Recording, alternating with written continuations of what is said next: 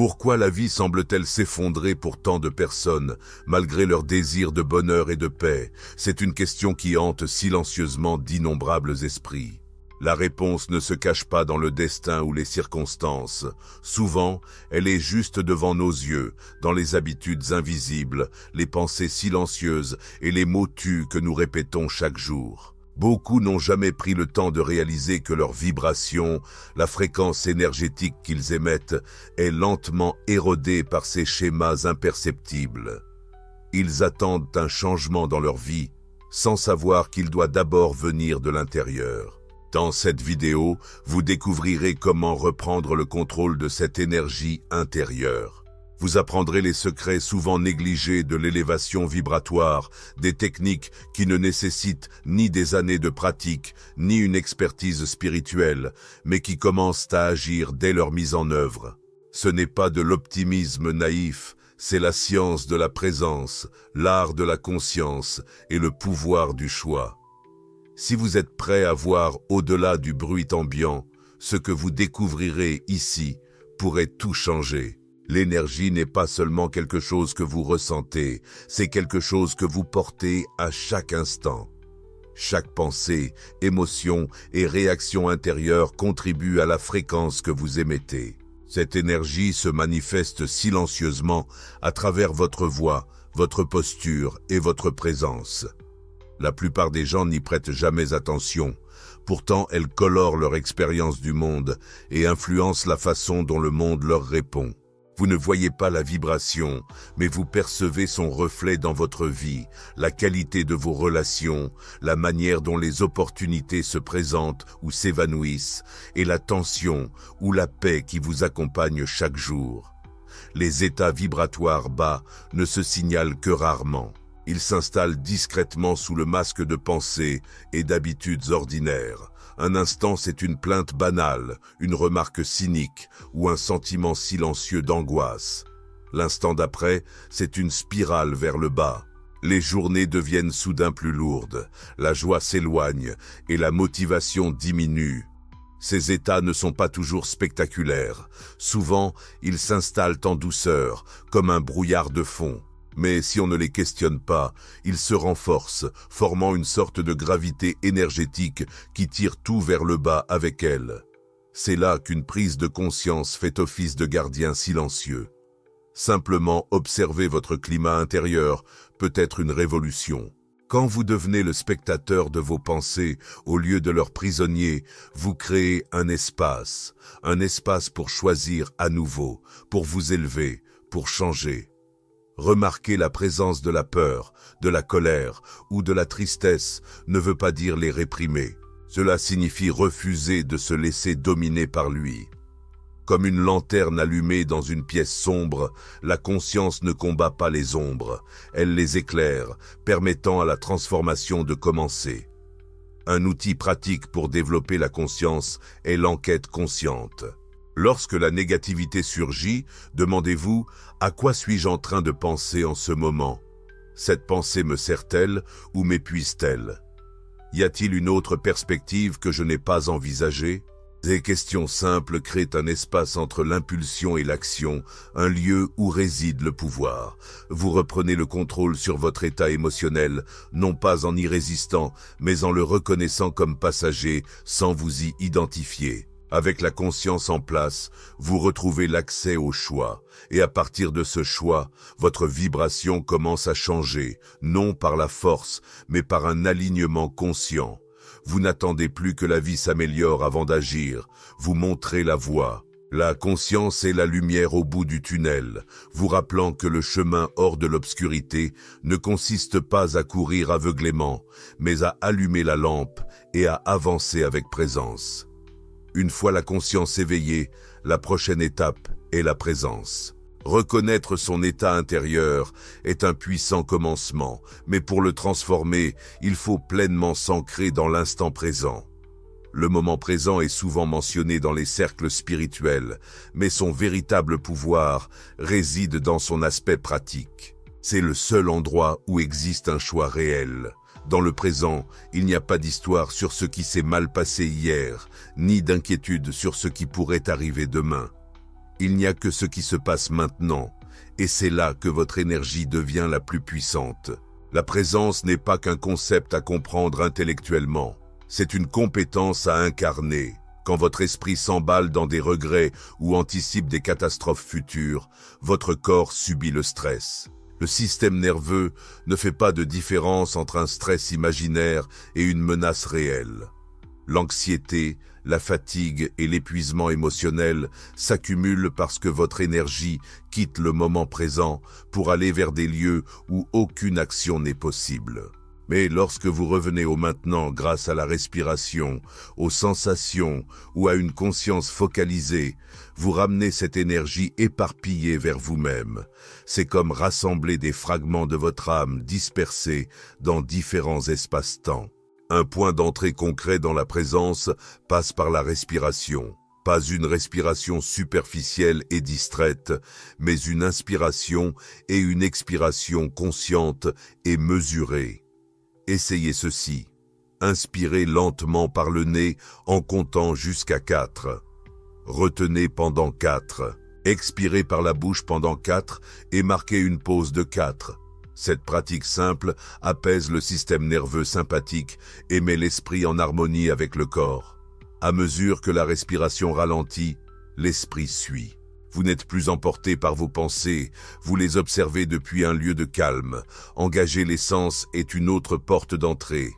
Prenez un moment pour regarder autour de vous. Regardez vraiment.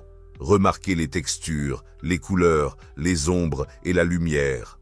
Écoutez les subtilités du son, un chant d'oiseau au loin, le bourdonnement de l'électricité, le rythme de votre cœur. Ressentez le poids de votre corps contre la chaise ou vos pieds ancrés au sol. Ces observations peuvent sembler minimes, mais elles sont des portails. Chacune vous plonge plus profondément dans la vérité que la vie se déroule ici et maintenant, pas dans votre tête, mais dans votre expérience directe. Être présent ne signifie pas éviter ses responsabilités ou ignorer la douleur. Cela signifie rencontrer ce qui est avec clarté plutôt qu'avec distorsion. Vous cessez de projeter de vieux récits sur de nouvelles situations. Vous commencez à répondre plutôt qu'à réagir. Avec le temps, ce passage du bruit mental à une présence incarnée devient votre nouveau point de référence. Votre vibration s'élève, non pas parce que vous y forcez, mais parce que vous ne nourrissez plus ce qui la fait descendre. À mesure que la présence devient une manière d'être, votre monde intérieur commence à se stabiliser. Vous commencez à réaliser que la paix n'est pas quelque chose que vous poursuivez, c'est quelque chose que vous permettez. Et dans ce silence, la vie commence à s'écouler avec un rythme qui s'aligne avec votre état le plus élevé. Plus vous êtes ancré dans le présent, moins vous craignez l'inconnu. Car à partir du sol de la présence, tout devient gérable, transformable, voire sacré. L'énergie n'est pas confinée aux pensées et aux émotions. Elle circule dans le corps, modelant la posture, la respiration et même les expressions faciales. Lorsque la vibration diminue, cela se manifeste souvent par une lourdeur physique. Les épaules s'affaissent, la respiration se raccourcit et le corps se retire du mouvement. Ce silence, bien que parfois confondu avec le repos, est souvent une stagnation déguisée. L'énergie comme l'eau est faite pour circuler. En l'absence de mouvement, elle s'accumule là où elle n'est jamais censée rester, créant tension, fatigue et un sentiment d'être piégé dans sa propre peau. Le mouvement est le langage de la libération. Tout comme le vent purifie l'air stagnant, le mouvement nettoie l'énergie stagnante. Même une activité douce, lorsqu'elle est pratiquée avec conscience, délie ce que les pensées seules ne peuvent pas. Quelques minutes d'étirement conscient peuvent débloquer des muscles contractés et avec eux des émotions enfouies. Une marche rapide à ciel ouvert peut aérer l'esprit autant que les poumons. Le mouvement physique n'est pas dissocié de la pratique spirituelle, c'en est une des formes les plus accessibles. En bougeant, vous favorisez la circulation, non seulement celle du sang et de l'oxygène, mais aussi celle de la conscience. La beauté du mouvement réside dans sa diversité. Il n'existe pas une seule bonne manière de le pratiquer. Pour certains, c'est le yoga, une discipline qui allie souffle et fluidité, alignant corps et esprit. Pour d'autres, c'est la danse libre qui permet au corps d'exprimer ce que la voix ne peut dire. Même un simple fait de se balancer en rythme sur la musique peut élever considérablement votre vibration. Ces gestes n'ont pas besoin d'être précis, ils doivent surtout être ressentis. L'objectif n'est pas la perfection physique, mais la libération de l'énergie. La nature amplifie l'effet du mouvement. Marcher en milieu naturel, par exemple, offre bien plus qu'un simple exercice. Cela réinitialise le système nerveux, recalibre les sens et harmonise les rythmes internes avec la fréquence de la Terre. À chaque pas posé sur le sol, un dialogue subtil s'établit entre le corps et la Terre, un échange enracinant qui rappelle votre connexion à quelque chose de plus vaste. Comme le rappellent souvent les anciens enseignements taoïstes, un arbre qui ne plie pas face au vent finit par se casser. Le mouvement est la manière dont vous pliez. C'est ainsi que vous traversez les tempêtes sans vous briser. Dans les moments d'intense charge émotionnelle, lorsque l'esprit est encombré et l'âme assombrie, le mouvement devient une forme de prière. Il proclame « Je suis prêt à ressentir à nouveau. Je suis prêt à être ici ». Vous n'avez pas besoin d'attendre la motivation. Commencez par 5 minutes. Laissez le corps guider et l'esprit suivra. En bougeant simplement, vous réveillez une énergie endormie, signalez à l'univers votre disponibilité et créez un espace pour que la clarté et la joie reviennent. Votre environnement n'est pas passif, il agit sur votre énergie. Chaque pièce que vous entrez, chaque voix que vous écoutez et chaque image que vos yeux perçoivent porte une vibration propre. Ces énergies subtiles s'harmonisent soit avec votre fréquence intérieure, soit la contredisent. Sans vigilance, il est facile de devenir une éponge énergétique, absorbant les résidus émotionnels d'espaces chaotiques ou d'influences négatives sans même s'en apercevoir. Tout comme un diapason vibre en réponse à un autre, votre énergie réagit à tout ce à quoi elle est exposée. C'est pourquoi prendre soin de votre environnement ne relève pas seulement de l'esthétique, c'est une hygiène énergétique. Un espace encombré reflète et renforce un esprit encombré. La poussière sur les surfaces peut évoquer une stagnation de la pensée. Commencez par la simplicité, débarrassez votre bureau, ouvrez une fenêtre et ajoutez des éléments qui apportent de la vie. Des plantes, un éclairage doux, des textures naturelles et des œuvres d'art porteuses de sens. Ces changements ne sont pas superficiels, ils signalent subtilement à votre système nerveux que la paix et la clarté sont présentes. Votre monde extérieur commence à refléter votre intention intérieure, créant une boucle de soutien énergétique. C'est pourquoi prendre soin de votre environnement n'est pas qu'une question d'esthétique, c'est une forme d'hygiène énergétique. Un espace encombré reflète et renforce un esprit encombré. Au-delà du physique, les relations et la consommation numérique façonnent votre climat vibratoire.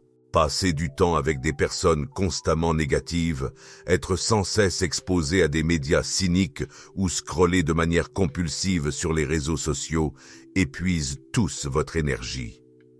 L'énergie, tout comme l'attention, est une ressource limitée. Choisissez judicieusement où vous la dépensez. Cherchez des voix qui élèvent, des communautés qui encouragent et des espaces qui donnent l'impression d'une profonde respiration. Vous n'avez pas à vous isoler, mais vous devez faire preuve de discernement. Comme le dit le proverbe, ne vous entourez pas de personnes qui éteignent votre lumière, entourez-vous de celles qui attisent votre flamme. Même un seul changement dans votre environnement, une pièce rendue sacrée par l'intention, un ami qui parle avec cœur, une playlist qui élargit votre poitrine, peut recalibrer votre état tout entier. Lorsque votre environnement est en accord avec votre désir de vibrer plus haut, la transformation ne ressemble plus à une lutte. Elle devient une extension naturelle de l'espace que vous habitez. Vous commencez à vivre en harmonie avec l'énergie que vous souhaitez incarner. L'imagination n'est pas une fuite de la réalité, c'est un outil pour façonner cette réalité. Ce que l'esprit imagine de façon répétée, le corps commence à l'incarner et la vie finit par le refléter. La visualisation n'est donc pas de la pensée magique, c'est une création intentionnelle. Elles plantent des expériences émotionnelles dans le subconscient, où elles prennent racine et commencent à modifier votre signal vibratoire. La fréquence que vous émettez ne dépend pas seulement de ce qui se passe autour de vous, elle est largement façonnée par ce que vous attendez et par ce en quoi vous croyez en vous. La visualisation commence par une image mentale claire et vivante, pas des espoirs abstraits, mais des scènes concrètes qui activent vos sens. Imaginez-vous déjà immergé dans le résultat que vous désirez. Voyez l'environnement qui vous entoure, ressentez les émotions, entendez les sons, sentez même la température dans l'air. Plus l'image est détaillée, plus votre système nerveux réagit intensément. Le cerveau, de manière étonnante, ne distingue pas une expérience imaginée de façon vivante d'une expérience réelle. Ainsi, lorsque vous visualisez avec clarté et émotion l'abondance, la paix ou le succès, vous modifiez votre vibration pour l'aligner, même avant que le monde extérieur ne s'ajuste. Cette pratique est une forme de répétition mentale. Les athlètes olympiques l'utilisent pour affiner leur performance physique. Les visionnaires s'en servent pour s'ancrer dans la possibilité. Vous pouvez l'utiliser pour réécrire votre paysage intérieur. Chaque visualisation est comme poser une brique dans la maison de la croyance. Avec le temps, la structure devient solide. Votre subconscient commence à accepter cette réalité imaginée comme sa référence, alignant vos pensées, émotions et comportements en conséquence. Pourtant, la visualisation seule ne constitue qu'une partie de l'édifice. Les mots doivent suivre l'image. Les affirmations sont la version orale de l'imagerie mentale. Elles renforcent ce qui se construit dans l'esprit. Des phrases telles que « je suis en harmonie avec l'abondance »,« je rayonne d'une confiance tranquille » ou « je fais confiance au flux de la vie » deviennent plus que des déclarations. Elles deviennent des instructions. Prononcées quotidiennement, écrites fréquemment et ressenties profondément, ces affirmations implantent de nouveaux schémas dans le subconscient. Là où d'anciennes croyances détenaient du pouvoir, de nouvelles vérités commencent à s'installer.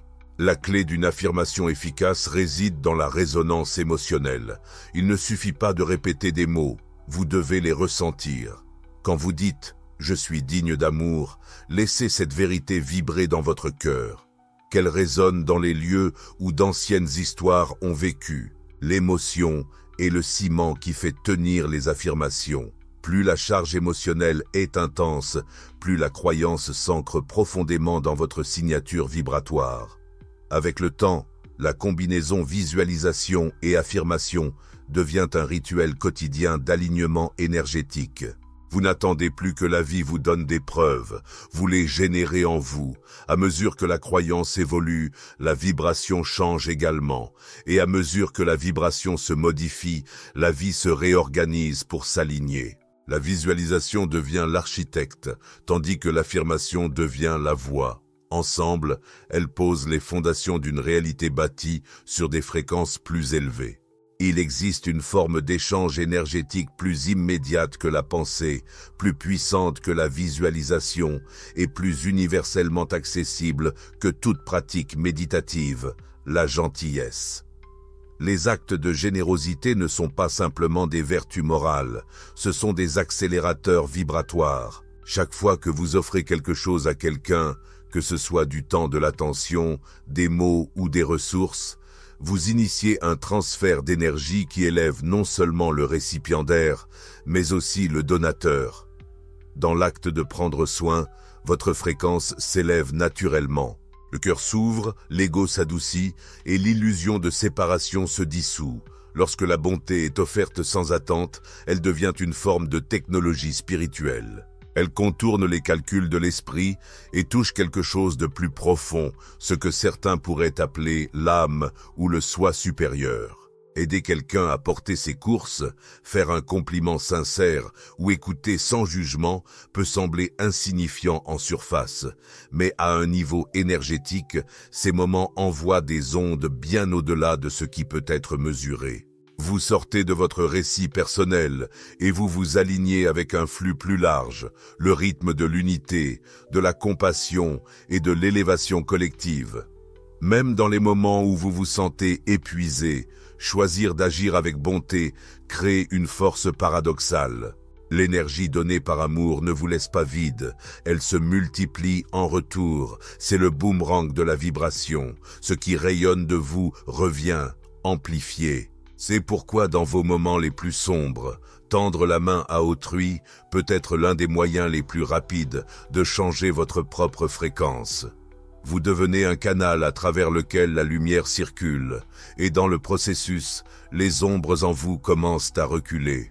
Ce n'est pas une question de geste dramatique. En fait, plus l'acte est subtil, plus sa vibration est puissante. Ramasser des déchets sur un trottoir, envoyer un message vocal pour prendre des nouvelles de quelqu'un ou bénir silencieusement un inconnu dans la rue, tout cela élève le chant autour de vous. La bonté est une fréquence. Plus vous l'incarnez, plus votre vie commence à vibrer naturellement à cette fréquence. Vous passez de l'effort à l'écoulement, du manque à l'abondance, non pas grâce à ce que vous recevez, mais grâce à ce que vous donnez.